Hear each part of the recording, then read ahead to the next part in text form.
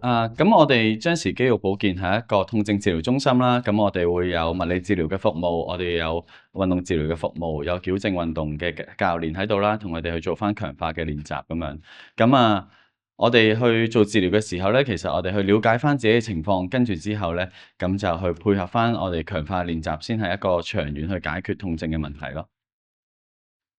其實咧，我哋嗰個肌肉同我哋咧息息相關。咁咩意思咧？點解我哋改個名做肌肉保健？其實就係好似刷牙咁。咁咧，你每日咧你都會照顧你嘅牙齒，咁所以你日日都會刷牙嘅。咁但係其實我哋嘅肌肉咧，我哋日日都用緊。但係個問題咧，由細到大咧都冇人話俾你知，其實你要去做肌肉保健，去 muscle care，去 take care 你自己嘅肌肉。咁所以其實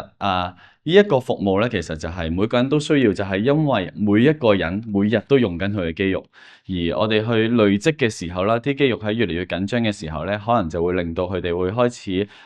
會有啲 overuse 啊，跟住之後咧，或者可能佢曾經跌親過嘅時候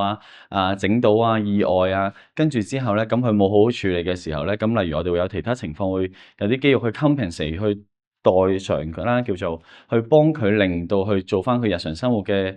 動作姿勢咁樣。咁慢慢久而久之之後咧，咁佢就身體就出現咗好多一啲痛症嘅問題啦，或者一啲潛在痛症。咁所以咧就係我哋有呢啲問題嘅時候咧，其實就係應該及早處理咯。我諗嚟呢度咧，咁嗰個治療我就覺得好全面同埋好多元化咯，即係有少少超乎嗰個想象，即係同埋有少意料之外嘅，對我嚟講就，因為我又冇諗過會嚟呢度咧，又會有嗰個針灸，又會有嗰個走罐，又會有刮痧，又會有嗰個超聲波，即係好多樣嘢啦。咁變咗，我覺得好多樣嘢對我嚟講都有個幫助，同埋係對嗰個情況係有啲舒緩嘅。咁除咗即係個治療之外咧，咁呢度有個好處就係佢會即係針對翻你嗰個情況咧，就會即係同你講翻個原因啦，咁分析翻個原因，咁因應翻個原因咧，佢又會教翻你即係做一啲運動咁可以等你翻屋企用，即係翻屋企繼續自己練習啦。咁呢個運動係有幫助嘅，即係令到嗰個情況咧，我自己覺得就好似係事半功倍嘅。即係如果你呢度治療，再加埋自己翻屋企繼續咁練習咧，嗰個功效係我自己覺得好滿意。自從我同Louis 啦我另外一個張氏保健中心嘅嗰個 partner 咧開始咗做呢啲咁嘅肌肉保健，哇，好唔同。首先咧就我真係過去呢3年係冇受傷過嘅。我10年前就斷個十字韌帶，半月板冇咗1/3，同埋我內側韌帶都撕裂嘅。即係自從我受傷之後啦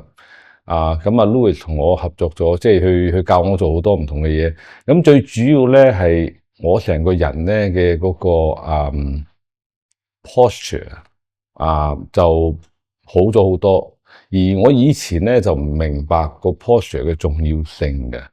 我第一樣嘢就希望我可以做到，就話我成個 posture 咧係好好，但係我冇諗過 posture 係可以令到我咁健康，同埋我踢波係進步咗嘅。咁呢一樣嘢，我希望話將我經驗咧，我同大家分享咯。而如果話係一個人咧，係可以喺張氏呢度做4-5個 session 6至8個鐘頭，而可以處理到佢嘅痛症。係將呢個痛症攞走，仲可以教你點樣喺屋企可以長期嘅保健令到你嘅身體狀況一直都好好嘅話，咁呢個我覺得對每一個人啦，尤其是年紀大嘅人咧，佢嘅生活嘅狀態係會進步好多好多，感覺唔到。而我有經歷咗之後咧，我覺得原來只要嘥6至8個鐘頭，1個月內可以解決一直煩住你20-30年嘅嘢。因為即係月病咯，呢個坐骨神經痛咯，冇乜腰力啦個人，咁腳咧就喺退休之後咧就成日冇肌力又啲肌肉好快流失喺嗰半年裏邊，跟住打下波發現成日跌啦，跟住嚟咗呢個肌力班之後，你哋安排我哋可以做一啲物理治療，係好深度嘅物理治療，非常之好咯。做咗之後，我連行路啊、上落樓梯啊都自如咯。我咧就最近呢一兩年咧，就發現自己有啲退化，仲加嗰啲做下運動啊嗰啲啊，就比較身體比較好啲多咯。咁啊，即係所有啲教練、人足社嗰啲教我哋咧，拉筋啊嗰啲啊拉得比較好啲啦，翻屋企又要幫自己就做下啦。啲踩波車跣親，咁咧就嚟咗呢個張池呢度咧，做咗呢個你哋教我嘅運動咧，我就覺得好咗好多，拉鬆咗，同埋做嗰啲運動咧都好有效。但係呢樣嘢係差唔多個個人都有嘅。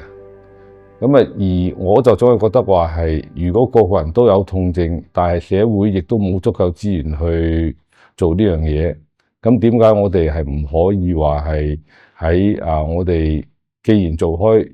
一啲運動有關係嘅慈善工作，就將佢提升我哋嘅服務咧，就更加令到我哋嘅班老友記咧係更加開心健康嘅一齊嚟出嚟玩，同埋係可以令到佢哋嘅身體健康啲啦，身心健康啲